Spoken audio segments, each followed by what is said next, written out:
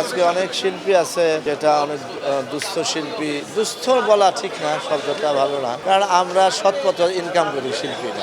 ওই একজনের জিজ্ঞেস করছিল সাংবাদিক যে শিল্পীরা লাস্টের শেষ জীবনে সরকারের চাই কেন, অনুদান চাই কেন? কারণ সে বলছিল যে শিল্পীরা তো চোর না, সেই জন্য তাদের তো টাকা এক্সট্রা কোনো টাকা আসে না। আমরা যা করি, অভিনয় করি, কষ্ট করি, সারা জীবন কষ্ট করিয়ে কামলা দিয়ে 10 টাকা পকেটে নিয়ে তারপরে বাসায় যায় চাল কিনি। ফরিদা বলছিল যে আমরা কি অভিনয় করবো, আমার মাথার মধ্যে চিন্তা যে আগামীকাল খাবো কি সেইটা, এতে তো কোনোদিন ভালো অভিনয় হয় না। তো কাজে শিল্পীদের জন্য একটা শুধু মানে আমরা নিজেরা করবো তা না, সরকারের উদ্যোগ নেওয়া উচিত, একটা বড় ফান্ড করে দেওয়া উচিত, যেখানে যে শিল্পীদের যাদের জীবনে মানে নিশ্চয়তাটা থাকে, অন্তত মিনিমাম নিশ্চয়তা যদি থাকে, তাহলে আমার মনে হয় যেটা একটা বেটার একটা কাজ হয়। সেটা সরকারের সহযোগিতাও দরকার আছে। মানে একজন অসুস্থ হইলেও কিছু টাকা দিলাম এরকম না, একটা ফান্ড করা যেতে পারে। কত কোটি কোটি টাকাই তো কত জায়গায় খরচ হচ্ছে, কিন্তু আমাদের দেশে একমাত্র শিল্পীদের জন্য কিছু আমাদের দেশে কোনো কেউ করে না। মানে আমি পারলাম, আমি এখন আমার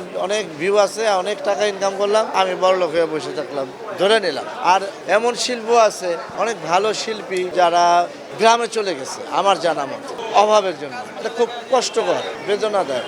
এবং প্রচুর শিল্পী আছে এইখানেও আছে যাদের কোনো কাজ নেই। আমরা চিন্তা করে গেলে আমি ভালো থাকতে পারি কিনা, এইটা আমরা ভালো থাকবো, এইটা আসলে সবার চিন্তা করা উচিত। এবং এইদিকে আমি মনে করবো যে সরকারও নজর দেওয়া উচিত। সরকার